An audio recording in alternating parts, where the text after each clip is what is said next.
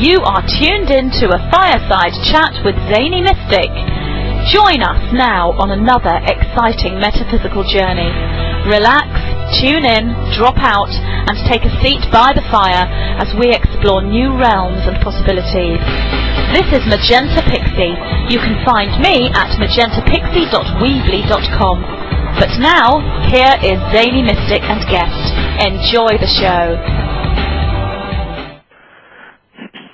Greetings and welcome to a Fireside Chat with Zany Mystic.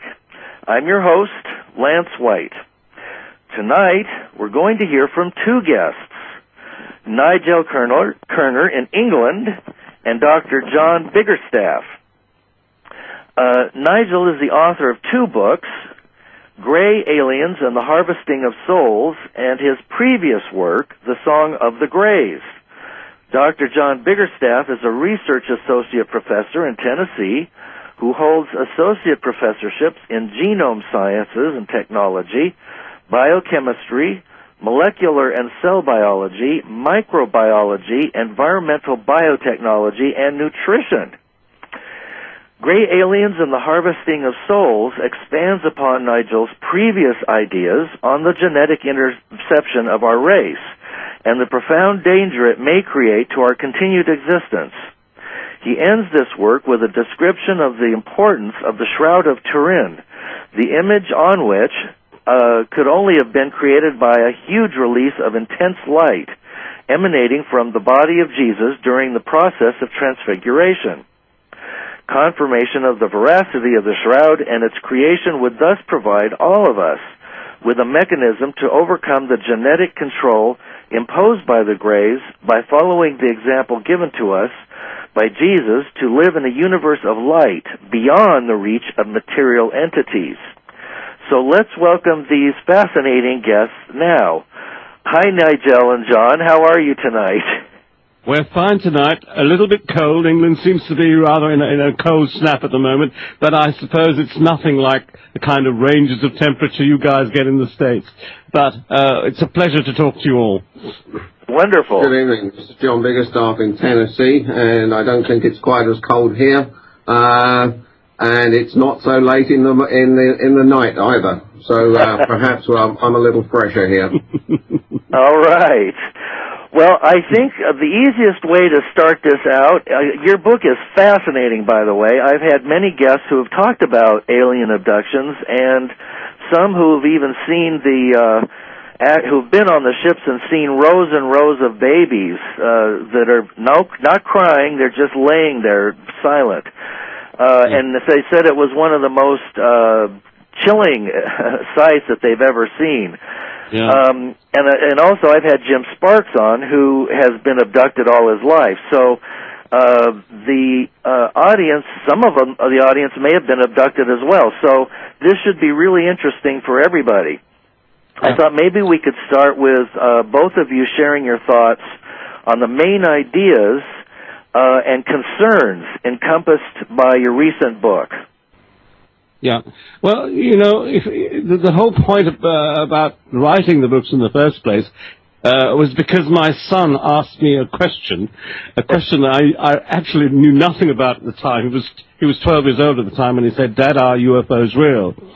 And of course, I came at this from the point of view of the old interest we all had in Buck Rogers and that kind of thing and so on. And of course, I was an utter skeptic in the subject and so on. Yet my boy was a rather deep-thinking individual, and I didn't want to give him a question that fobbed him off. And so I thought to myself, I better actually do some research into this and give him a cogent answer, something that wasn't dismissive, because I was skeptical about all this. So UFOs and so on. And of course I started this program of research into it, and well, I tell you what, it took me 28 years to give him a complete answer on most of the things that actually repercussions that came out of this investigation. And after 28 years I discovered it had turned on its head my entire philosophical ethos about the existential base of our race, of our species, the planet. And, the UFO phenomenon I discovered was had a natural and obvious connection that ties science, religion, and philosophy at its most profound root.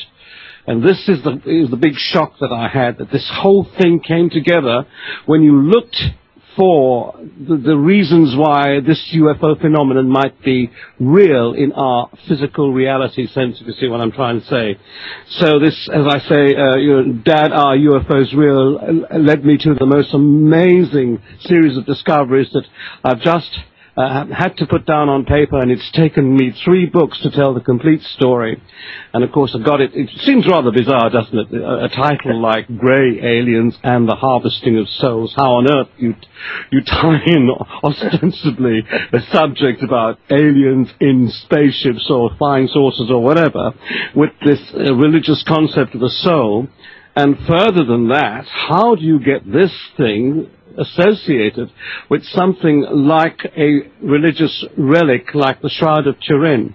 And really this incredible situation where I connected up the dots and got to this incredible story is really the reason I'm here in front of this microphone talking to you. So, you know, that's really the scope, the scan, the full scan of all of this, really, basically.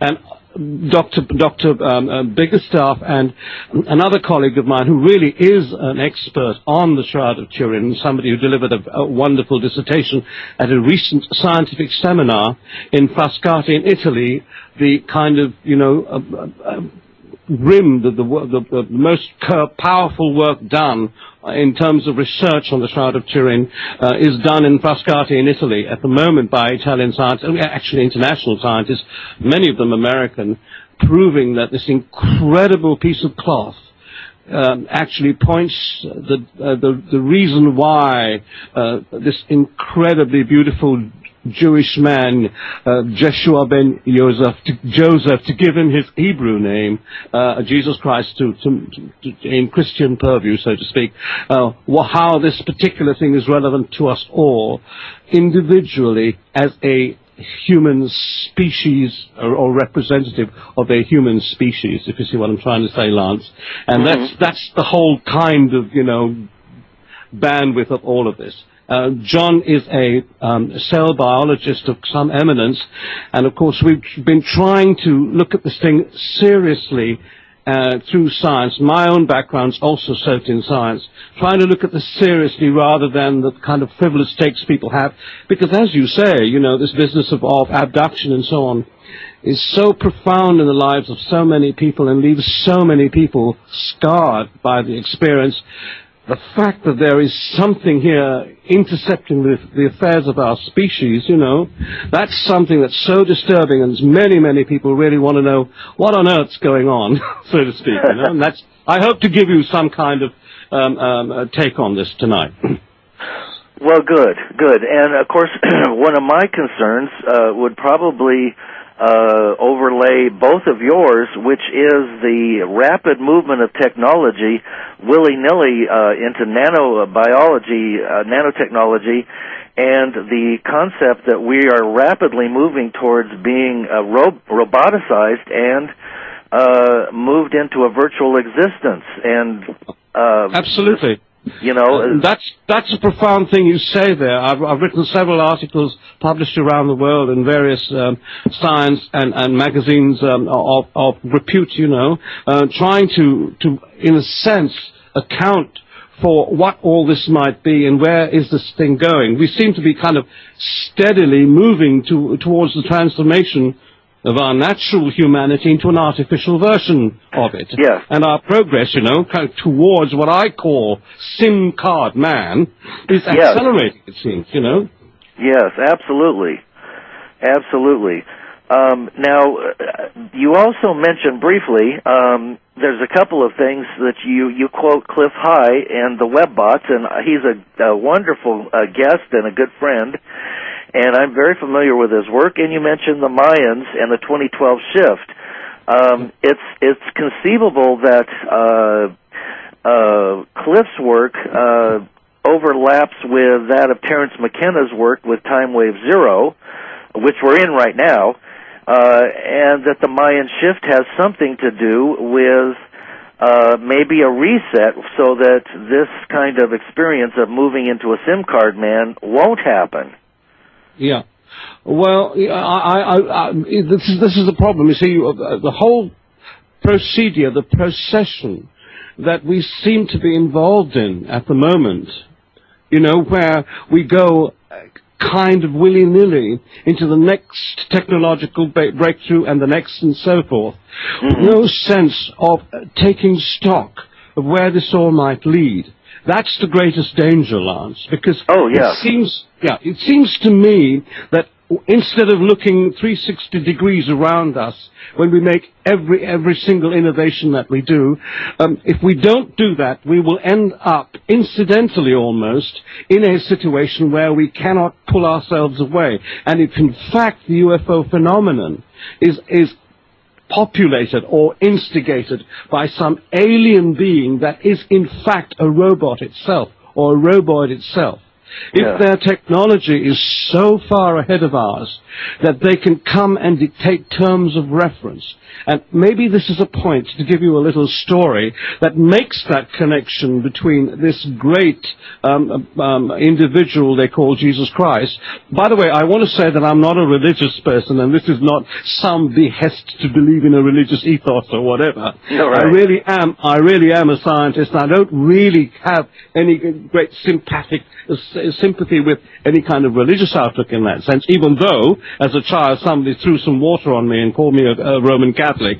I managed to escape the grip of that by the age of 7, and I have been running away from it ever since and keeping out of the box. Good for you. I think you made a wise choice. Yeah. However, I did, without intending it, kind of thing, land in the box because I was confronted with explanations that brought about a revelation as to how powerful this individual they called Jesus Christ might have been, and what in fact his entire mission might have been intended to do. And I believe, after studying this and all the old texts, particularly the ones they threw away in Christianity, when you look at it, you find that this individual was trying, I believe, in a singular kind of drive to warn us about this business of the mechanization of our natural living humanity through the aegis, the auspices, if you like, of a alien type of robotic, highly intelligent, programmed mechanism that is perhaps rather prevalent all over the universe, doing this particular thing, changing natural beings that come in with the Big Bang. And, we can trace our ancestry back from, shall we say, from our present stance as a particular species and so on, through mom, dad, great-granddad, and great-great-granddad, and so on. Going all the way back, we have this connection. And I try to define that connection of information that ends in each individual, each one of us, as a soul. That simple track of information for each of us that comes down from the beginning to now. It's natural. It comes through birth, life, death, and birth, if you know what I mean.